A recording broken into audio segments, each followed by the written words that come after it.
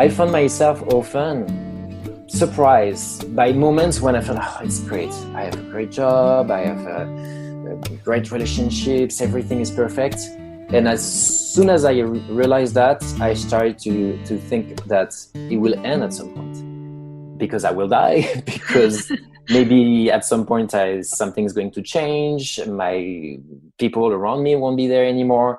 So even when you touch that perfection, you know that it's not gonna last. That was Dr. Matthieu Villatte, and you are listening to Psychologists Off the Clock. Curious what psychologists chat about over coffee?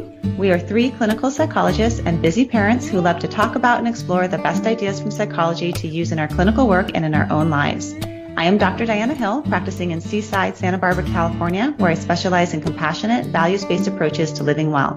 I'm Dr. Debbie Sorensen, practicing in Mile High, Denver, Colorado, where I specialize in rehab and health psychology and acceptance and commitment therapy. And from coast to coast, I am Dr. Yael Schoenbrunn, a Boston-based clinical psychologist and assistant professor at Brown University, specializing in evidence-based therapy for relationships. In this podcast, we explore how psychological principles can help improve your work, relationships, parenting, and health. We discuss the practices we use in the therapy room and bring you ideas from psychology to help you flourish in your own life. Thank you for listening to Psychologists Off the Clock.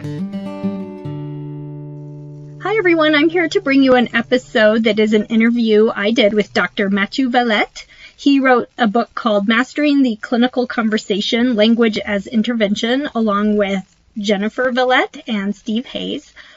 You guys, this is one of my favorite clinical books. I read it and really think about it often. I use this framework a lot when I'm thinking about what I'm doing in therapy. And really what he talks about in this episode is a bit more broad. He talks about this thing that we humans do called language. And we don't just mean the words that we're saying, like the words that you're listening to right now on this podcast, but also the language that we just sort of do in our minds all the time in this kind of ongoing process of symbolizing and creating language. Yeah, I mean, I think that this is such an important thing from an evolutionary perspective, and I think more and more we're talking about evolution on this podcast because it's so relevant to human behavior. And I think one of the things that we know from evolutionary science is that language is really something unique to human beings, and it is so powerful and so magical, and yet it can create a lot of suffering because we can get really caught up in worrying about the future or ruminating about the past or wishing for things that aren't. And so I think in this way, it's really kind of an important thing to be looking with a lot of analytical and curious attention at this thing of language. What are some of the ways that this episode impacted you guys when you listened to it? Well, first of all, I loved it, Debbie. It was such a good episode for me, both personally and also thinking clinically about working with some of my clients. And the part that really struck me in the episode is when you talked about rules and how we have sort of these unconscious rules as part of our language, and we just follow them without maybe ever questioning them. And for me, when I think I have a lot of rules that are just driving my life. And when they become problematic is when life kind of smacks us upside the head and we aren't flexible. So I've just experienced that recently I have some rules around how I keep my house and how I cook. So one of the rules I think I have is I always want to cook from scratch. And I've been going through this kitchen remodel, and I had this rule about never using those squeezy sauce packets because they're full of who knows what. And I've had to change that, go and buy the squeezy sauce packets and, squeeze them over some pre-made stuff and be a little bit more flexible. But if I stuck to that rule, I would be so much more unhappy. So I really appreciated how he addressed that. And we can think about in our own lives how our rules keep us stuck, and even our language keeps us stuck in things that aren't effective. How about you, Yael? I think that's such a good point about the rule-governed ideas and the language that we associate with it. And I think in the couples context, in the couples therapy room, I see this all the time, that we kind of come into relationships with these ideas of how people should act, right? A good partner does this, and a bad partner would be represented by this. And we get really caught up in these ideas of how things should be. And I think as a result, we often miss out on some of the nuance that exists in most people, and we get kind of rigid in what we expect from our partners. And I know this to be true for myself too. I mean, and I think that was one of the powerful things about this interview, Debbie, that you did, is that I think kind of what Diana was referring to, some of these rules are so at the subconscious level that we don't even realize that we're engaging in that rule-governed thinking. And so I think it can be really useful to sort of take a step back and say, what are we expecting, and sort of how rigidly are we expecting it? And then maybe to sort of reflect on that and wonder how it's serving us and how it might be interfering with either relationships or our moment-to-moment experiences. Yeah, one thing I thought was so interesting was about how often our minds will just take us out of the moment that we're in. And even if there's no actual problem in that moment, our minds will create one. So, and that by doing so, it takes us out of the enjoyment of what we have happening in our life. So I have an example. You guys know I love my beginner ballet class. All my friends know I'm always talking about this. I find it really enjoyable. And I caught myself doing this. So what I noticed, in ballet, there's mirrors everywhere, and there's all these, very fit ballerina types. And I found myself getting caught in some body criticism, just sort of comparing myself to others and thinking about how, I should, lose some weight and exercise more and blah, blah, blah. But I was so preoccupied with that I was really not paying any attention to my hobby that I'm paying to be there to learn ballet. I was so preoccupied by it. And one thing that Dr. Villatte does in this interview is he talks about how we can build awareness of language process and transform it. And so what I was able to do was to be like, okay, this is what's happening. I'm getting stuck in self-criticism. There it is. Now I'm going to just kind of try to reorient myself back to focusing on why I'm here, just to bring myself back into the moment. And sometimes we have to do that over and over again, but it can really get us out of that trap. So listen to this episode. I think you'll find it really helpful in becoming more aware of your own language processes, and whether you're a therapist or a person who wants to build more motivation and meaning in your life, I think this episode would be really helpful to you. Dr. Matthieu Villatte is an assistant professor at Bastyr University in Seattle, Washington, in the United States. He obtained his doctoral degree in psychology in France, where he was trained as a clinical psychologist. He moved to the U.S. in 2010 to complete a postdoctoral fellowship at the University of Nevada, Reno, under the mentorship of Dr. Stephen Hayes, who's been on previous episodes of this podcast, by the way. He then worked as an assistant professor in clinical psychology at the University of Louisiana and at the Evidence-Based Practice Institute of Seattle for several years. He joined Bastyr University as an assistant professor in 2018. Dr. Villatte is the author of numerous books and chapters on mindfulness, acceptance, experiential therapy, and contextual behavioral science, including a book that we're going to talk about today called Mastering the Clinical Conversation, Language as Intervention, which he co-authored with Jennifer Villatte and Stephen Hayes. He's also a peer-reviewed trainer in acceptance and commitment therapy, recognized by the Association for Contextual Behavioral Science, and has facilitated over 100 clinical trainings internationally. So welcome, Matt. Thank you for joining us. Thank you for inviting me, Debbie. It's a pleasure. Well, we're happy that you're here. And before we get started, I would just like to take a moment to really praise your book for a moment for clinicians who are out there. I think it's going to appeal more to clinicians, this one. It's a therapy book, but it's one that I personally have found very, very helpful in my practice, especially just in terms of thinking of more about the deliberate use of language in the therapy room, both verbal and nonverbal, and just really thinking about the decisions that we make in the therapy room. So really enjoy your book and looking forward to talking about it. Thank you very much, Debbie. It's always so nice to have some feedback on a book. We worked for years on a book, and then it's out there, and sometimes we even forget that it was supposed to be read by people. So it's really nice to have that kind of feedback. Oh, good. Well, this is a person who has read it and found it helpful. And we'll be talking, I think, today about some of the concepts from the book. And even though the book itself is really, I think, written for clinicians, today we're hoping to have a broader conversation just in terms of how language is helpful and unhelpful in people's lives, and take some of these concepts from your book to think about human suffering and what people can do to be more aware. So maybe what we can do is just start diving into the content here. Your work is really based on a theory of human cognition and language. It's called Relational Frame Theory, for those who are interested. Maybe we could just start there with language. Can you tell us what language is a double-edged sword? We talked about this in a previous episode with Steve Hayes. Can you start with what's good about language? What is it about language that's been really helpful for humans? Well, I mean, one thing to say, I think first is that language, for our perspective, the perspective of this theory, relational frame theory, but more broadly, the perspective of behavioral psychology, language is a behavior. It's something that we do.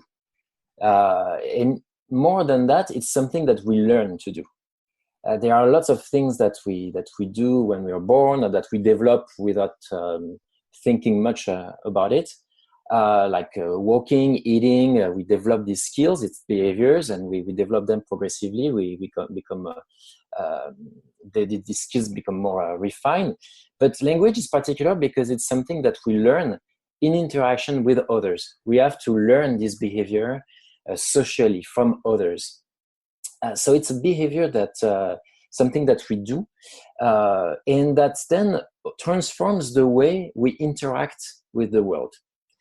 By language, we don't just mean the words that we say, like right now we're interacting with each other with words, but we also mean the way what we think. Like, for example, if I'm silent for a moment, I might not say words, so it might seem like I'm not doing language, the behavior of language, but I'm doing it in different ways. First, a silence might have some meaning in terms of communication with you. And also, privately, I'm engaging in language. I'm thinking. I might be thinking sentences, having thoughts. I might also see pictures. I might remember smells. I might imagine the future. I might interpret your facial expressions, the things you say. So it's an activity that we do more probably continuously in all kinds of ways, and that comes to filter the way we interact with the world. For example, right now, so people cannot see because it's only the audio, but we're seeing each other on the video, and I see your face, I see you nod, I see you smile. There are things that I see, we could say directly without language, but then there is an interpretation of what I see. I see a smile and I'm thinking, oh, you understand what I mean, or you agree with me, or you're being nice. If you were to start frowning, maybe I'd think, maybe I'm not very clear, or the opposite. Maybe I'm saying something interesting. So you see, this is something, language that comes to transform my direct experience of the world and other people. So you were saying there is a good side and a bad side. Well, when we transform things, they can be in a good way or in a bad way, right? For example, I live in Seattle, and it rains a lot. So we have the reputation of being in a rainy city, which is not completely true, actually. But it starts to rain now. So it's an experience, right? I see the rain, the sky is gray, and there is wet drops of water falling on my skin. That's an experience, a direct experience. But then the way I interpret it with my language can turn it into something positive or something negative. I might start to ruminate about how I don't like the rain and it's wet and I cannot go on a hike. I cannot wear whatever I want. So I can complain about it. It can become something negative. But I can also look at the rain as something positive, right? For example, we have a very green state with beautiful trees. We don't have to water the grass because it's green naturally most of the time during the year. And it's very helpful also to grow all kinds of vegetable and stuff. Yeah, so, here in Denver, we really need more of it. So when it rains, it's a really good thing for our lawns, our trees. Mm-hmm. Exactly. So you start from an experience, a direct experience, the drops of rain. And then there is a whole activity of interpretation, of transformation of this experience into something that's positive or negative. So when I talk about the rain, it might seem like it's, well, a matter of perspective, and it's not that big of a deal. You choose where you want to live, etc. But when we talk about, for example, ourselves, the way we see ourselves, it's much more loaded in emotion and meaning. Because I cannot live myself like I live a state. I want to live to Denver. I want to live to Seattle because it rains more or less. If there is something about me that I don't like, for example, like, for example, I'm French. I was born in France. I've lived in the US for almost 10 years now. I know my English is good enough to answer an interview and to be understood. I've had nice comments about my accent. For some reason, the French accent is something that's often perceived positively, at least in the US. But for me, it gives us a certain je ne sais quoi when we probably something like that, right? So, and it's nice to hear. But often, what I see in the accent is a lack of a mastery of English. If somebody doesn't understand a word, or if I hear myself stumbling on a word, not finding the right word to say what I mean, to me, it's not something charming. It's not, I don't see that, wow, I have a skill, I can speak another language. I just connect with how imperfect my English is. Sometimes even a sense of disconnection from other people where I live, because there's something different about me. So you see, I can engage in an interpretation, and I'm doing something. It's not something that's happening to me. It's not like the weather, it's raining, not raining. It's actually something that I produce. I'm engaging in an interpretation of my behavior. I happen to speak in a certain way, with a certain melody, with a certain accent. That's the experience that I perceive. I'm listening to it. But then there's all that interpretation. And so it can go in different ways. I can transform that experience in different ways, which is going to impact, again, my experience of it. Yeah. So, and I think that I see that in the clinical room all the time. And I'm sure you do too. And so, and I can relate to that in my own life too, which is that there are so many times when we put a judgment on ourselves or a certain interpretation or a self-criticism, but we really believe it. We really think it's, a fact about ourselves. So the French accent, but then people can do that with much more serious kinds of beliefs about themselves. It can be really difficult. Yeah. Well, a typical example of that kind of filtering you'll see in people who struggle with depression, and they're trying to re-engage in activities in their lives. In therapy, they start to plan activities like, okay, I'm going to try to go out a little more, start to see friends, get up in the morning a little earlier. So they're really making hard efforts to go back on track in their life. And when they come back to a session, they tell the therapists what they've been able to do. And even if it's little things, because at the beginning you expect only little steps, as a therapist, we think it's great. We think it's a great step. They've made a lot of effort and they're making progress. But often they won't see it that way. They might depreciate it by saying, well, anybody can get up in the morning. There's nothing great about it. Or I wasn't even able to do everything I had planned to do. So it's a matter of perception, because the filter that this person is producing with that depression turns even positive things, even progress, into at best nothing that great. It's sometimes at worst something negative. For example, the client might think that the therapist is praising only to be nice, not because there is real progress. So in fact, even progress becomes a sign of being inadequate. Inadequacy. And I think one thing I found really interesting in relational frame theory and in your book is that we often compare ourselves to an ideal. Mm-hmm. Or some other version of ourselves that we feel that we should be or could be. That we have this vision in our minds, and the human mind is kind of amazing that we can do this. I mean, my dog, my puppy can't do that. But we can compare ourselves to others. Yeah. The core of relational frame theory is the idea that language is, as I was saying, a behavior. But if you want to define it a little more, it's a behavior of building relationships among things, symbolic relationships among things. So you're talking about comparison. What happens is that I can't really think of one thing without thinking of other things that are related to it. If I think of, for example, I go for a run. Like yesterday, I went to run for 30 minutes. But as I was running, I kept thinking of friends who run much more than me, like 2 hours, and they do much more. And sometimes it's a good comparison that can make me feel good.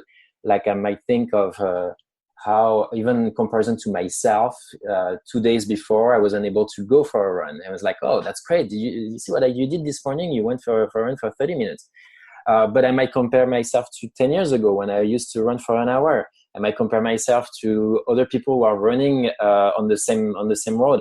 It's because language is about building relationships, and often we define intelligence that way too. It's an ability to adapt, but also an ability to make connections. So it's it's the positive aspect of it is we can make connections. We don't look only at one thing. We can connect them with an infinite number of other things, like a web. But the downside is that sometimes you just want to appreciate one thing, or do you want to focus only on one thing? Like, can I focus just on this task right now and not be distracted by all the other things that I have to do? Can I appreciate this very moment? I'm having a nice coffee with a friend and we are enjoying this moment. Can I just leave aside all the stress about work? No, I can't, because everything can be connected through language. I had a client once tell me, this really stuck with me, that he would walk out on his back porch on a beautiful morning, see the sunrise, and he would make himself very unhappy because the first thought he had was, I should be appreciating this more. Yeah. And so the language sort of took away from the moment. Yeah. We often say in RFT, in relational frame theory, that it's like the mind is sort of problem-solving machine, and not only, I think we'll probably talk about that later. It's not just problem-solving, but it's very powerful at solving problem and also at detecting problem. Probably it's so good at solving problems that it's always looking for a job, we could say. So if everything is perfect, like there's nothing to solve, well, we still find a way. Like sometimes we say, oh, it's too perfect, right? It's too perfect, it's lacking something, it's becoming boring. See, again, there is a problem to be solved. Oh, we'll make one up if there's not one already there. Yeah. Mm-hmm. Or even just the fear that it's not going to stay like that. I found myself often surprised by moments when I felt, oh, it's great. I have a great job. I have great relationships. Everything is perfect. And as soon as I realized that, I started to think that it will end at some point, because I will die, because maybe at some point something's going to change. My people around me won't be there anymore. So even when you touch that perfection, you know that it's not gonna last. Yeah, and we like to remind ourselves of this as humans. I think, again, my puppy can't do that, but we as humans, we're always in contact with that possibility of loss, or things could go horribly wrong. Yeah. Now, I think one really interesting thing that you've talked about is rule following, and how rules, part of what we're doing with language is creating rules for ourselves. And I actually loved a personal example that you gave in the workshop that I went to in Montreal. I don't know if you remember, about your own relationship with rules and rule following. So I was wondering if you could talk a little bit about rules and perhaps you remind me the example. Okay. I use different examples, but I find the topic of following rule really, really interesting. First, I want to explain how we define rules in RFT, because a rule is a term that we use in everyday language, but we have definitions a little more specific. First, a rule is it's a production of language, right? So you could say it's a thought, for example, or the way I speak, to describe actions and their consequences. So, for example, if I say, if I open the door, then it will be cooler in the room. We could consider that a rule in our jargon, because it describes a behavioral sequence. You do an action, and this consequence will happen. So it's not necessarily a rule in the sense of you have to do that. It's just a description of what will happen if you engage in a given action. A recipe is a set of rules. You follow the steps, and you will make the beautiful, very good chocolate cake if you follow the steps as described. So rule following is a behavior, right? So describing the behavior sequence, producing a rule is a behavior, it's language, but then rule following is another behavior. Sometimes we forget that, because when we listen to our clients, they might say, I really have to find a job, or I have to be perfect. But that's a production of a rule. But then do they follow the rule or not, right? That's another thing. I produce a lot of weird thoughts every day. I'm sure you do, everybody do. And we don't necessarily follow all these rules. It's more like there's a lot of options are available to us. Like when we want to make a decision, if I order food to this Chinese restaurant and I know what I will get, it will be very good. Okay, but then I can order Italian food, and then I will have spaghettis, and I love spaghettis.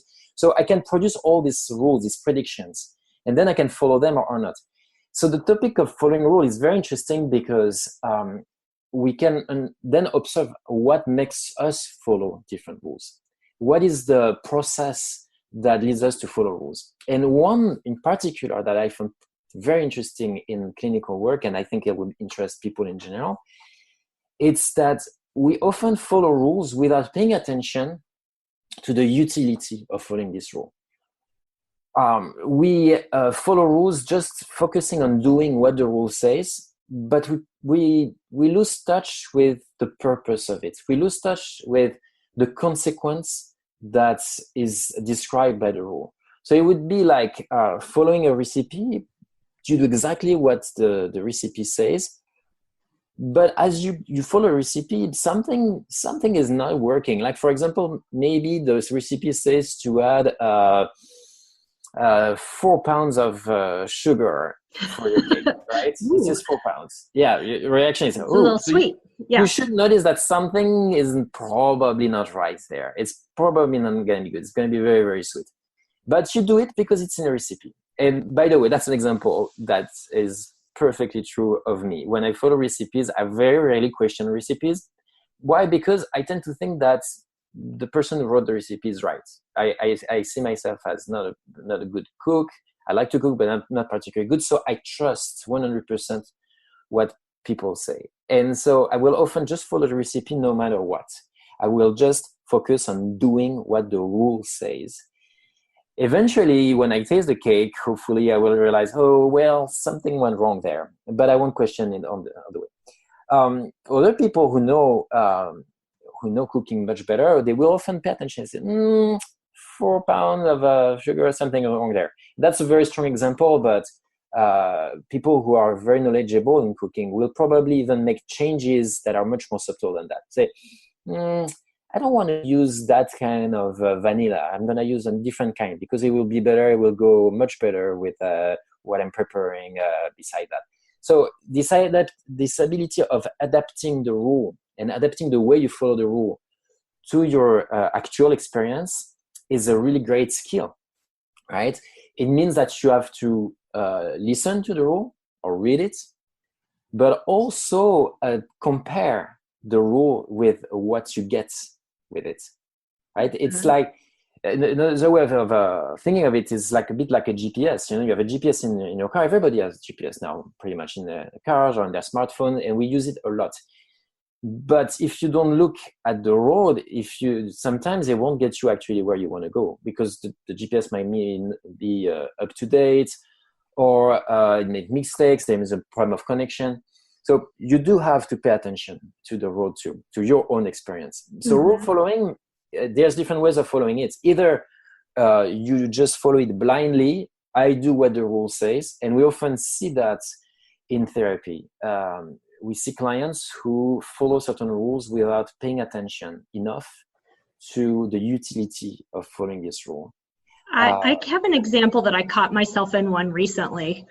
which was that I noticed I have a rule that I've come up with from my own learning experience that I can't like rest, take some time to just do nothing or even do something just relaxing, or even sometimes I feel like I can't exercise unless I'm caught up on the important work. My to-do list is down to 0. And I catch myself in this frame of mind sometimes. And what I have to remind myself, I lose something by following that rule, which is that I don't get time to just take care of myself and relax, because my to-do list will never be at 0. Mm-hmm. And so I have to remind myself, okay. It's really important to me to stop and take care. I need to build some flexibility in there so that I don't just lose the opportunity to relax. Yeah, it's a great example. I would say it's an example where your rule is not inclusive enough of the different experiences, different important things in your life. It could even work for your peace of mind at work to finish every day with having finished your to-do list. But what about other contingencies? What about other parts of your life? What about the time that you spend with your family, for yourself, watching TV, and what about this to-do list, so to speak, right? And also you say it never really ends. I find myself sometimes wanting to answer all my emails because then it'll feel good. But how long does it last that you don't have any email? Right. It's maybe an hour and then there's already one more. So if the rule says you'll be okay once you finish your to-do list, but the to-do list never ends, well, the conclusion is you'll never be okay. So how can we either follow the rule with more flexibility or even enrich a little bit these rules? Perhaps the rules could say, do a bit of to-do list, to maybe 5 items, and then spend some time doing other things. Mm-hmm. Or the rule could say, take into account work, but take also into account your well-being. Right. And so often in therapy, that's our job, right? Is to help clients pay attention first to the rules that they are following, because often they don't even realize that they're following these rules, and then pay attention to how it's working for them to follow these rules. Yes. Now, the example that I remember from you was, now myself, I tend to be a bit of a blind rule follower. At least I used to. I think as I get older, less so. I'm a little more willing to break the rules. But you had your own response to rule following that became a rule. Do you mind sharing that? Yes. I remember. Yeah, I think it's something that probably characterizes my personality for as long as I can remember, or I internalize things that I've heard, because I think my parents, my teachers, even when I was young, would say that about me, that I tend to want to do things my way. I remember teachers telling me, for example, when I was 6 or 7, they would advise me to underline in red important things that I was writing, like you take notes and and I remember rebelling against that because I didn't feel like I needed it. I still don't know for sure if that was true that I didn't need it, or I was just rebelling against being told what to do. It's hard to tell. I think it's not clear cut. There's often a little bit of both in there. I think I probably kind of knew what was good for me, but I was probably also rebelling a bit against that thing of being controlled. So what can go wrong in there? It's not that I pay attention to what I need and I trust myself. What could go wrong is to turn any kind of rule as something that you should not follow, especially rules given by others. So you could end up questioning every time somebody gives you a piece of advice, or you join an institution and you see the policies of the institution, and every time you're like, that's stupid, I shouldn't have to do that. Or I'm going to do it a different way because that's I know a better way, or it's arbitrary, seeing arbitrariness everywhere. In fact, it becomes a rule too. Mm-hmm. A rule that's not necessarily helpful. The rule becomes, if I'm given a rule, I won't follow it, even if it could actually be good for me. Right. Even a helpful rule, your mind is telling you don't. Exactly. Yeah. Exactly. That's what we call in our jargon counter-pliance, because the way of following the rules without paying attention if it's helpful, we call it pliance. It's the idea of I do what the rule says no matter what. Counterpliance is I don't do what the rule says, no matter what. Yeah. So just to continue on this sort of personal tack, I know that one of your book co-authors happens to be your wife, who's also a psychologist, and I'm always intrigued by double psychologist families. My husband is in the field. I wonder if there's ways in which this concept of relational frame theory and these ideas we're talking about today play out in your family life, in your relationships with others. Yeah.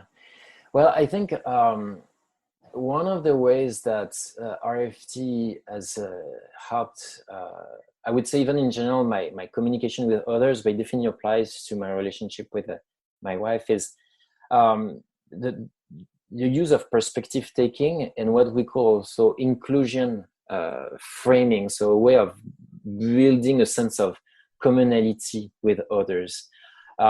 Perspective taking is very important for empathy. It's very important to have a sense that people have different experiences and different filters of experiences, right? As I was saying earlier, language produces a filter, and because it's a behavior, we all have different histories around these behaviors.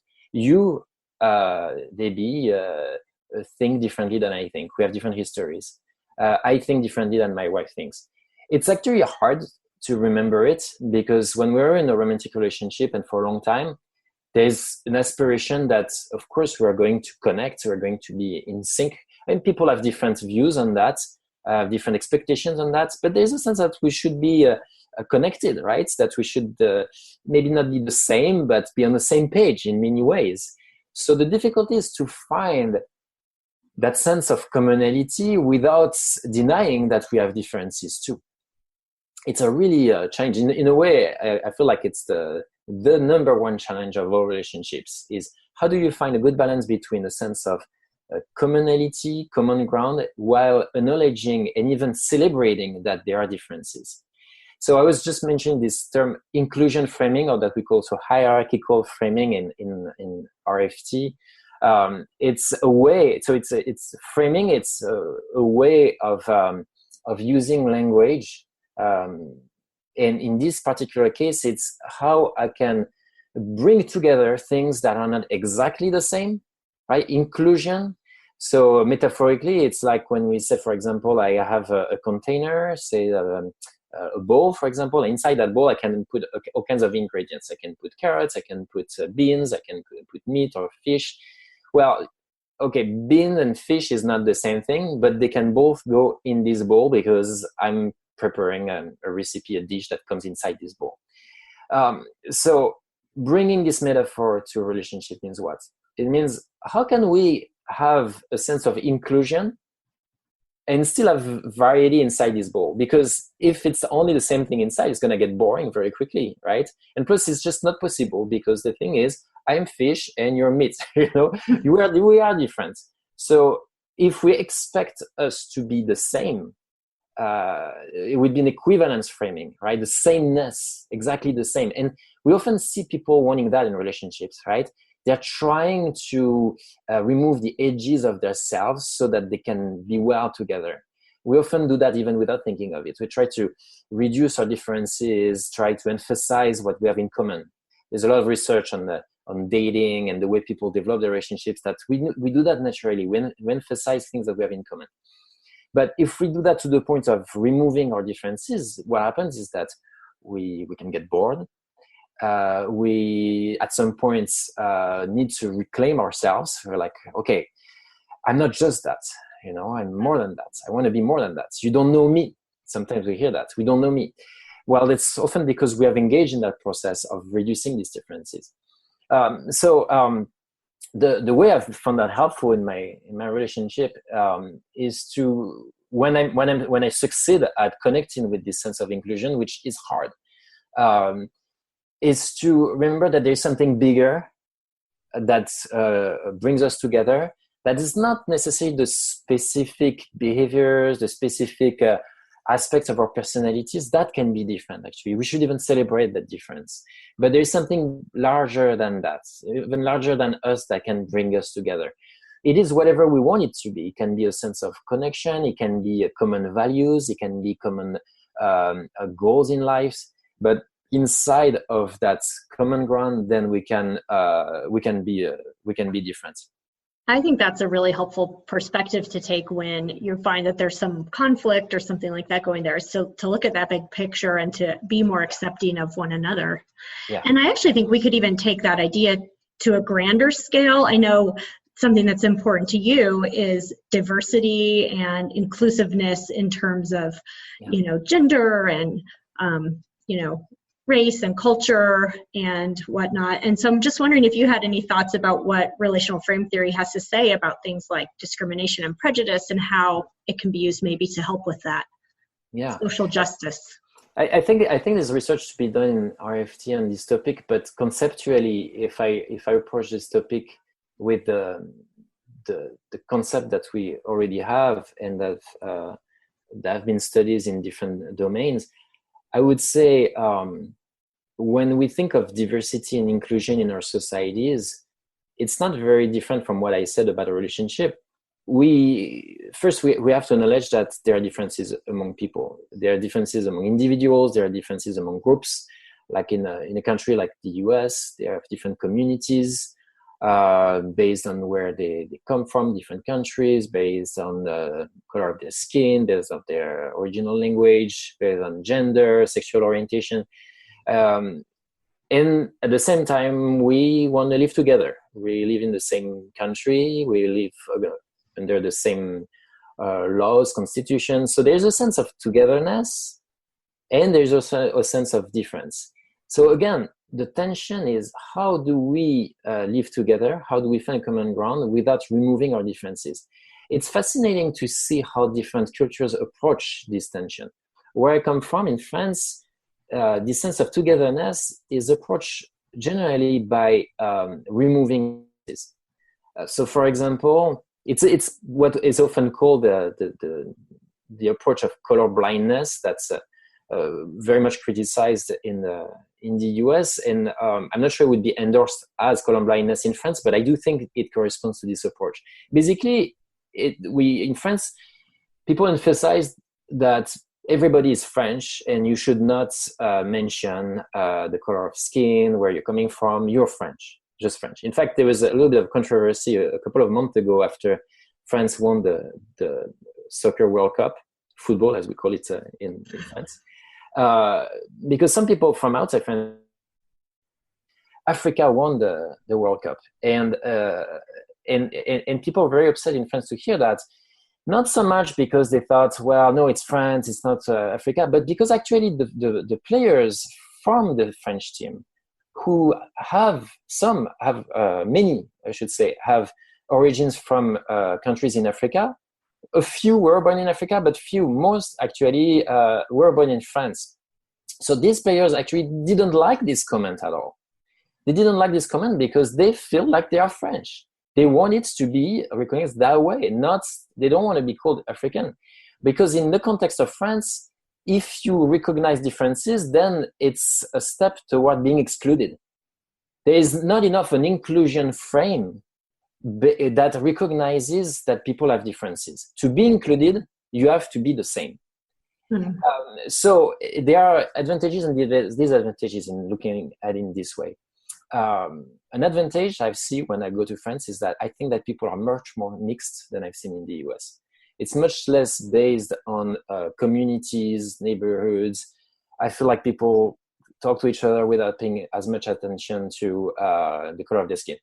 There is racism too. There is prejudice too. I'm not saying it's protective from that, but I see a lot of mixes. The downside is you have to deny that you're different. You have to deny that you have your own culture. It's often not very well perceived if you would want to celebrate some holiday from your own culture. If you speak your own language, people won't like that. Whereas what I perceive of the model in the US is much more based on recognizing, emphasizing that there are differences. You come from a different country, you have a different culture, you can celebrate your own holidays. People talk a lot about that. the downside of the system in the US, in my opinion, is that it can create more separation among people, more differences, because we want to emphasize that people are different. Then we can also have a hard time bringing people together. So I would say it's not like one system is better than the other per se. I think something is missing. It's more that sense of how can we really define what brings us together? What do we have in common? There's been times in the US when that was very strong. For example, after 9/11, because people really felt attacked from the outside, there's a sense of togetherness for American people. I was not living in the US at that time, but it was everywhere in TV, and I talk to people, and even the way people talk about 9/11 still today, you can sense that togetherness showing up. People from the South, from New York, from the East Coast, the West Coast, it doesn't matter. There's that sense of we're American. So sometimes there are events like that that brings that sense of what makes us the same at some level. But even that can be fragile. Right? Like right now, these past few years, a lot of people are questioning what is it to be American. There's people are talking about patriotism. They're talking about the national anthem, the flag, and you start to see differences even in how to approach that. Yeah. My personal opinion, very personal, not an RFT expert, even informed by RFT, but my personal opinion is that the best way of finding commonality is at the level of being a human being. I think it's even more important than knowing what country, what language, what color of skin. We are humans. I'm talking to another human being. Because even inside the same country, the same color of skin, there will still be differences anyways. But I think what's important to recognize is that there is something that we have in common is we are humans. So if I can find that sense of inclusion at this level, it brings a sense of connection, a sense of maybe even of trust and safety between us that can allow us to have the curiosity and openness to explore a variety of things inside our communities. Yeah, and I think kind of getting past those to the deeper level and valuing the differences. To me, that seems really important. That or just valuing what each human has to offer, and each person is unique. I think it just, I had a conversation on the podcast with our mutual friend, Robin Walzer, and we talked about, valuing what women bring to the world instead of the solution being that women are supposed to be more like men or they're supposed to fit in the dominant culture. But what about looking past that and valuing each person as an individual? It seems like it has some hope to me. I really like this approach, thinking, okay, we have differences. Often people are in a place of being oppressed or in minorities. They are seen as almost the anomaly, It's like, okay, well, how can we help you be like us, Mm-hmm. It's like I go back to my French accent. It's like, okay, how can I improve my English? We can look at it in a different way. You can say, okay, what do you bring to that? Maybe you'll make our language evolve. Maybe you bring a different melody to the conversation.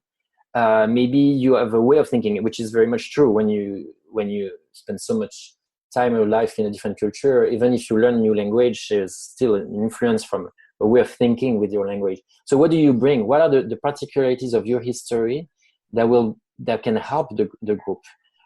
Back to my metaphor of a bowl, and you put different ingredients in it. And there is diversity. You don't want to necessarily put everything in a way that's not coherent at all. There's ways also of harmonizing these connections, of course. But diversity, and we know that even from evolution theories, is good for everybody in the end. But right. It's scary. It's scary because differences can be perceived as threats too. Again, we go back to our filter, the language filter, right? If we're different, what does that mean about me? Compare ourselves. It's hard to appreciate differences without being also threatened. We're not very well trained to value differences and to feel safe at the same time. Yeah, I think it takes some work for people to get that. Yeah. Mm-hmm. So one of the chapters in your book is about finding meaning and motivation. And I love this chapter because I think it's really applicable to people. And so maybe we could start and with motivation and do a little bit of both. Can you tell our audience a little bit about how you would work with a therapy client to help build motivation using this framework? Well, again, I'll say motivation is a behavior. There's lots of concepts like that when we approach it from a behavioral perspective, they become very practical, because instead of thinking, oh, I have motivation, I don't have motivation, what can I do to motivate myself? What can I do to find motivation? It connects you more to what you can do. So the way I work with clients around motivation is I'm thinking, what can help you build motivation? What do you need to increase the likelihood that you will engage in that behavior that you want to do?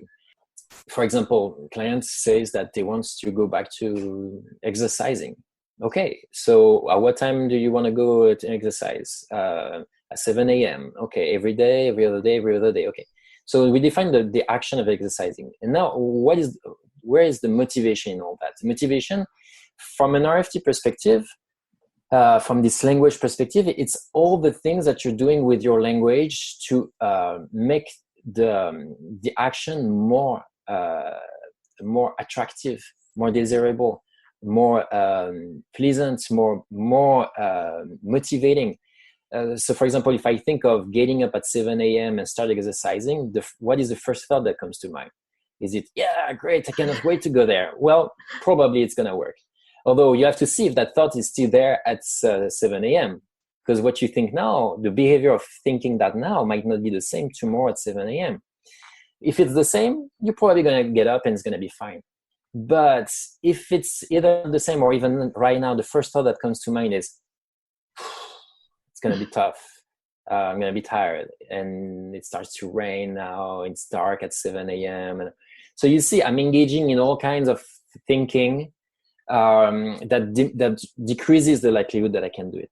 So what we can do, and there are different models of psychotherapy work on that. I'm thinking of motivational interviewing, for example, which has a lot of techniques that make perfect sense from an RFT perspective. When I think with RFT, I don't think of it as a model of psychotherapy, but more as a framework, a way of thinking about therapy or coaching or education, inside of which we can put a variety of techniques that come from different models. So, for example, I find motivational interviewing extremely useful and extremely effective. So some things we can do is ask questions to a client to help them connect the action to a source of motivation. Motivation interviewing does that very well. For example, they start with asking, what's your level of motivation to go back to exercising on a scale of 1 to 10? And it might say 4. Okay, so why is not 3? Here you use comparison framing for a good purpose. You were saying earlier the problem of comparison, it can lead to depreciating ourselves. But here, comparison is helpful. Because if I say, why is your motivation 4 and not 3? Well, it orients the client to what is a reason to actually exercise. They'll say, well, because it's important for me to exercise. I've been wanting to go back for a long time. I might also say, what do you like about exercising? What did you choose to do? Are you going to run? Are you going to bike? Are you going to do some workout at home? And why do you do that? Why that choice? By exploring the sources of motivation, by having the client engage in this behavior, tell me about it, verbalize it. Tell me, I want to see the emotion too. I want to see on the client's face some connection with what they're saying. I'm increasing the connection between the action and the source of motivation and make the action more likely to happen. Okay, yeah. So it also helps them kind of picture it, to think about their future self, to be even aware. I would think of, like, I know myself, if I try to wake up early to go for a run, I'm really likely to say to myself, I don't feel like it. I'll do it tomorrow. And I need to catch myself doing that. Yeah. To do the behavior. So my motivation might be really low, but I can still go ahead and do things to increase the odds that I'm going to do it. Well, we go back to what we were saying earlier about rule following. When you say, oh, maybe I can do it tomorrow, I feel better. You're producing a rule. You're saying, if I go tonight, now I can sleep more and I'll be better. We do this always, this rationalizing When we don't want to do something, we procrastinate. I get up at 7 a.m., but I'm really tired. That's not a very good idea. Actually, I could maybe even injure myself if I go to exercise now because I'm not well rested. It'll be better tonight. So I'm producing a rule. But then another rule comes and says, oh, well, I already said that yesterday and it didn't work. So it's going to happen again. And I'm just rationalizing. It's not So we produce that all the time. Yeah. And then it's which one are you going to follow, right? Which one is going to be helpful? Sometimes what can be very helpful is to take perspective, for example, if I picture myself tonight reflecting back on my day, what will make me feel like I've done something meaningful? What would make me feel good about my day, myself? And that generally helps me a lot. I'm thinking at the end of the day, I love that feeling of having exercise in the morning, just as I said I would. That sense of reliability and being able to do what I had planned to do really makes me feel good. So if I can connect with that distant perspective, it can help me find the motivation in the moment. Yeah, like taking the perspective of your future self. Yes. And thinking what's important to me, what's that future self going to really, appreciate. Yes. Is a helpful way to use perspective taking in order to build motivation. Yeah. Perspective taking like that, it's things we can use with clients in all kinds of ways. Have them take the perspective of another person, have them take the perspective of a past self, future self, and every time it's a transformation of the experience. The experience is, what do I feel at 7 a.m. when the time comes to exercise? Right in this moment, what do I want to do? But when I take different perspectives, it's like it brings a new filter. And so if we can train clients to engage in the filter that's most helpful, in engaging in the languaging, right, that's most helpful, that helps them to live the life that they want to live. Yeah. Well, and speaking of, final question today, and then we'll wrap up here, which is about the other part of your chapter, finding meaning. And so how would you use, again, this framework to think about helping a client or, a listener to this episode build more meaning in their life? Yeah. I said earlier that often we talk about language intelligence as a problem-solving machine. It's often talked about that way in the acceptance and commitment therapy, in the mindfulness tradition. But I think that when we think of it only that way, it's a little pejorative. It feels like, well, okay, thinking is just like to solve problems, to repair cars, and it's more than that. Language or intelligence is also what produces meaning and purpose, abstraction in our lives. You don't have spirituality without language. You referred a couple of times to saying, my puppy can do that. Yeah, my puppy cannot find the key of the door, but it also can't produce poetry. It cannot connect with deceased ancestors, reflect on the future self. And all these things are also very important for our well-being. It's not, like we say, it's not just a curse. It's also something very, very bright, something that brings a very, very special vitality in our lives. So meaning, how do we want to approach it in RFT? Well, in a very concrete, practical way, we found a definition of meaningful purpose that's based on a kind of reinforcement. Remember, it's a behavioral theory, so of course there's some terms that we use that are very behavioral, like reinforcement. But it's not any kind of reinforcement. It's positive, so it's not something that we want to avoid, but something we want to approach, something that's going to enrich our lives. It's intrinsic, so it means that the reinforcement comes from engaging in an action, not from an outcome. I'll give some example after. And it's something that's overarching, not specific. So it's not limited to an action or a goal, but it can touch on a variety of actions and goals. So for example, if one of my values, one of the things that bring purpose and meaning in my life is to share with others my knowledge, helping others discover new things, which I think is something that I'm connecting to this morning with you during this interview. There's lots of ways I can do it. Interview, teaching, it can be having a conversation with others when I tell them a little bit about psychology, even people who are not in psychology. So there's all kinds of ways I can share my knowledge. So it's overarching in that sense. If it was specific to one action, it would be, I can only do that when, for example, I write a book. It's the only way I can share my knowledge. Well, I would be pretty limiting, right? I would have to only write books. I would only have opportunities to connect with this sense of purpose by writing books. That would be probably a bit difficult to live my life in that way. I say it's intrinsic. That's an important part. It means it's not based on the result of my action. When I share my knowledge, as I'm doing it with you during this interview, I am connecting with this value, with this purpose, because I'm doing the action, not because it's a success or not.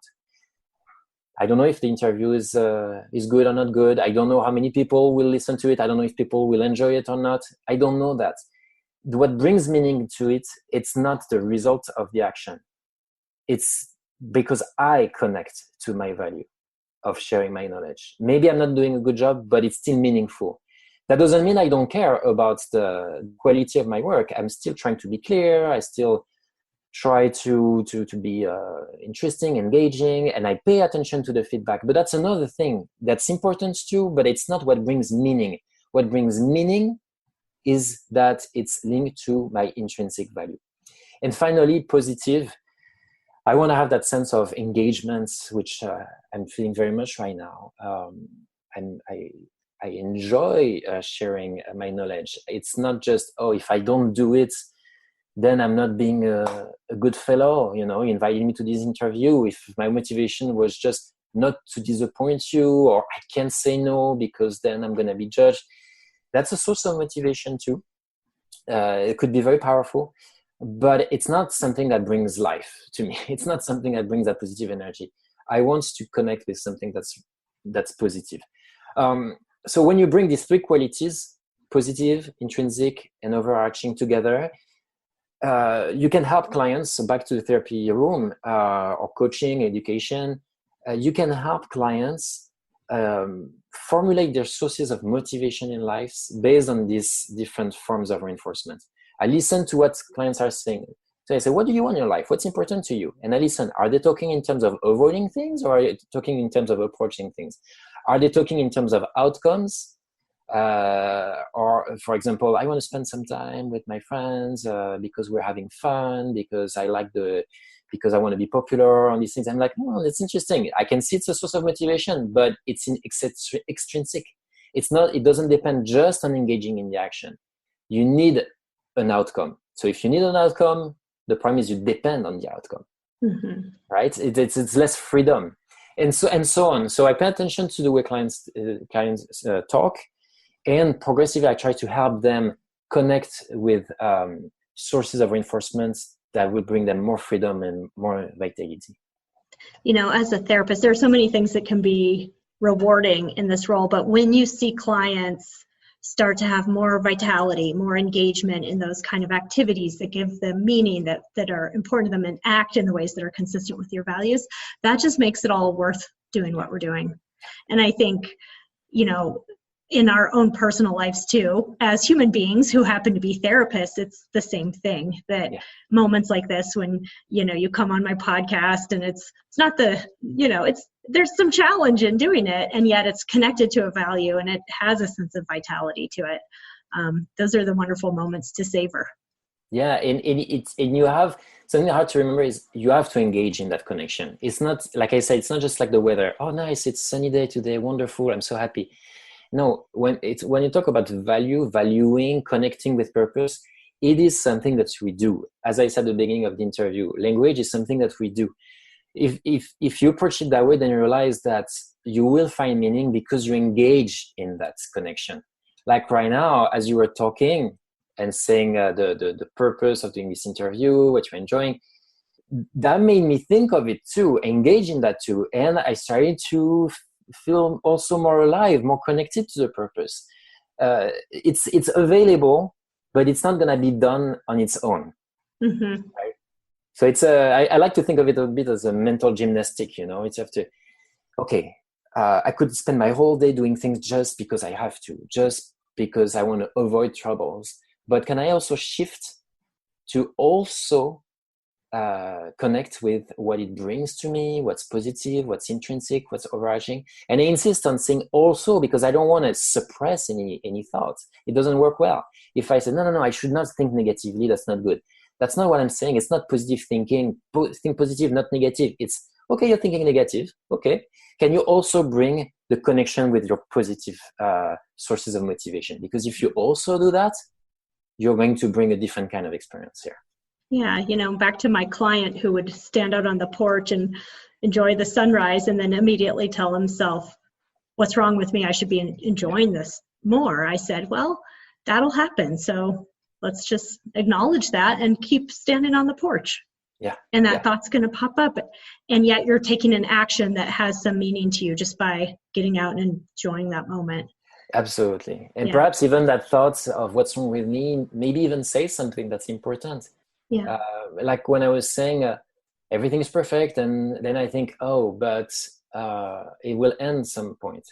Well, it also tells me something important. It's that, wow, everything is short, and you cannot take anything for granted. And there's something beautiful also about it. Again, it's that transformation that we can operate at each moment. You're saying, well, you can look at it as a thought, and just let it be there.